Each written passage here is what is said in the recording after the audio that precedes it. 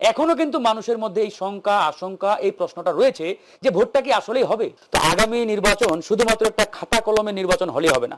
বাংলাদেশের এই 54 বছরের হিস্ট্রিতে বা ইতিহাসে 12টি নির্বাচন আমরা খাতা কলমে পেয়েছি, বাট কোনো নির্বাচনকেই কিন্তু আমরা বিতর্কের ঊর্ধ্বে রাখতে পারি নাই বা বিতর্কের বাইরে রাখতে পারি নাই বা সুযোগও ছিল না। যদিও আমরা বলার চেষ্টা করি যে কেয়ারটেকারের আন্ডারে যে 4টি নির্বাচন হয়েছে সেই নির্বাচনগুলো তুলনামূলক ভালো, নট শতভাগ ভালো বা ভালো নির্বাচন, এটা কিন্তু বলার সুযোগ নেই। আমরা বারবার বলি তুলনামূলক ভালো, তার মানে ওই নির্বাচনগুলোতেও কিন্তু গলদ ছিল, ত্রুটি ছিল, বিচ্যুতি ছিল। তো এখন যেহেতু আমরা একটি ভিন্ন প্রেক্ষাপট বা ভিন্ন পরিস্থিতির মধ্য দিয়ে যাচ্ছি এবং একটি গণঅভ্যুত্থান বা একটি গণবিপ্লবের মধ্য দিয়ে আমরা একটা নতুন বাংলাদেশ পেয়েছি, তো আগামী নির্বাচন শুধুমাত্র একটা খাতা কলমের নির্বাচন হলেই হবে না। আমি আবারও বলছি যে শুধুমাত্র একটা লোক দেখানো খাতা কলমের আয়োজন নির্বাচন করলেই হবে না।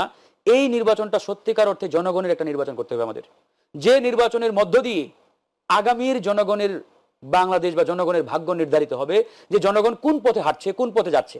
এই জন্যই আমরা বারবার বলছি যে এই নির্বাচনটা অবশ্যই ফ্রি অ্যান্ড ফেয়ার, ক্রেডিবল, গ্রহণযোগ্য হতে হবে। প্রত্যেকটা ব্যক্তি প্রার্থী তারা যাতে নির্ভয়ে নির্বিঘ্নে ভোট কেন্দ্রে যেতে পারে ইত্যাদি, এই যে বিষয়গুলো আসছে।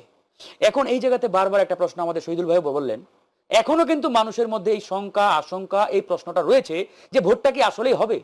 আগে এই প্রশ্নটা ম্যাসিভ স্কেলে ছিল, মানুষ বলতো যে আসলে নির্বাচন হবে কিনা, কিন্তু তফসিল ঘোষণার পরে ওই স্কেলটা ম্যাসিভ অ্যাঙ্গেল থেকে নেই, এখন কিছুটা কমেছে যে নির্বাচন হবে কিনা। এখন মানুষের প্রশ্নটা কথা বলেন দেখি, ভাই নির্বাচনটাকে সুষ্ঠু হবে, শান্তিপূর্ণ হবে?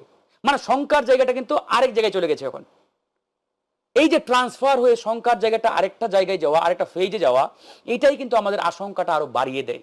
যেমন ধরেন আমি মাঝে মাঝে একটা উদাহরণ দিই, 2008 সালের যে ইলেকশন, এই ইলেকশনে বাহ্যিকভাবে আমরা মনে করি একটা ফ্রি অ্যান্ড ফেয়ার অবাধ সুষ্ঠু নির্বাচন হয়েছে।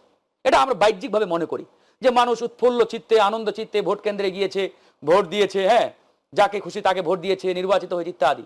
এটা কিন্তু বাহ্যিকভাবে বলি আমরা, বাইরের দৃশ্যপট, কিন্তু ভিতরের দৃশ্যপটটা টোটালি ভিন্ন ছিল। 2008 সালের ইলেকশনটা ছিল পুরোপুরি একটা ইঞ্জিনিয়ারিং মেকানিজমের ইলেকশন। এই মেকানিজমের কথা হয়েছে বাইরে হয় নাই, ওই মাঠে হয় নাই, যেভাবে 2014, 18 কিংবা 24 সালে হয়েছে। 24 সালের নির্বাচন তো মাঠেই ইলেকশন, মানে ইঞ্জিনিয়ারিং হয়েছে। মানে আপনি ভোট কেন্দ্রে গিয়েছেন, বলে তুমি বাসায় যাও ঘুমাও, ভোট হয়ে গেছে তোমার। মানে এটা ওপেন মেকানিজম। আর 2008 সালে যেটা হয়েছে এটা সফট ইঞ্জিনিয়ারিং মেকানিজম, মানে ভিতরে মেকানিজম।